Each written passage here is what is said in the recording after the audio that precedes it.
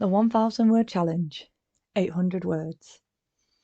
On the edge of a secluded village, a peculiar fog rolled in, hiding secrets that whispered in the night.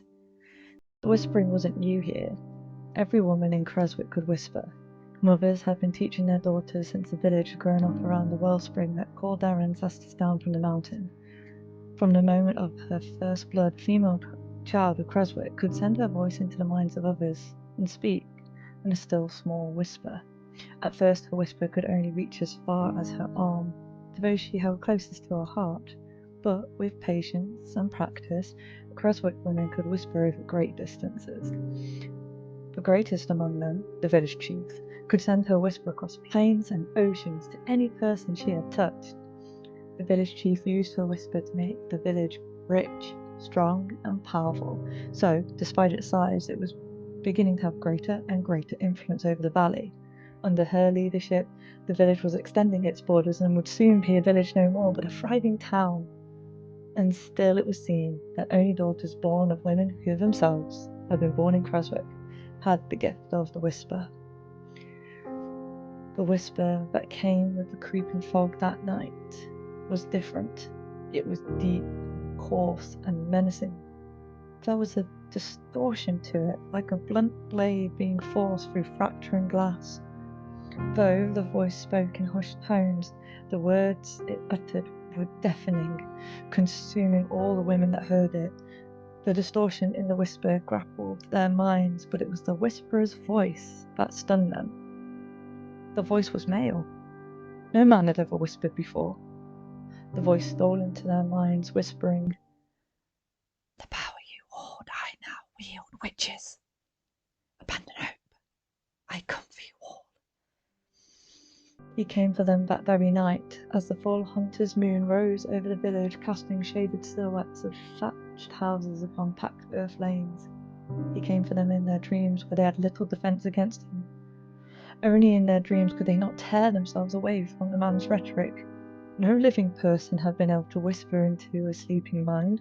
No woman whisperer could have ever conceived nor shielded themselves from an attack against them as they slept. His whisper sent them into terror and torment with prophecies so real they forgot they were dreaming at all, visions of burning houses and defiled women and other men, standing at the wellspring, laughing. He repeated the whisper again and again and again, beating their brains until they bled with the horror of it. Together, the women of Creswick rose from their beds. Silently, they stumbled around their houses until they came upon and closed their hands around any weapon they could find. A poker, a heavy tome, a kettle, a walking stick, a knife. While the peaceful village slept, they stood over burdened beds in their own homes, and in their slumber they killed that which haunted them. They killed those who bore the pitch and tone of the whisperer. They killed every man and boy and any woman who stood in their way, cutting down their husbands, brothers, and sons. Once their hands were slick with the blood of their kin, they marched forth to find others to slaughter. Any resistance was snuffed out violently. The bodies lay strewn in the homes and in the doorways and lanes of the village, making the dry earth wet with bloody massacre. The village chief's hand trembled. Aloft she held the staff, the token of her office, and beneath its path lay her husband. The whisperer willed her to slay him, to slay those who threatened the women of Creswick. The darkness of the whisper closed around her mind until it was all but consumed. All but for one spark of thought. She spoke that spark as if she blew upon it, giving it life and flame until it became an inferno that burnt her throat and scorched her lips as she awoke, speaking.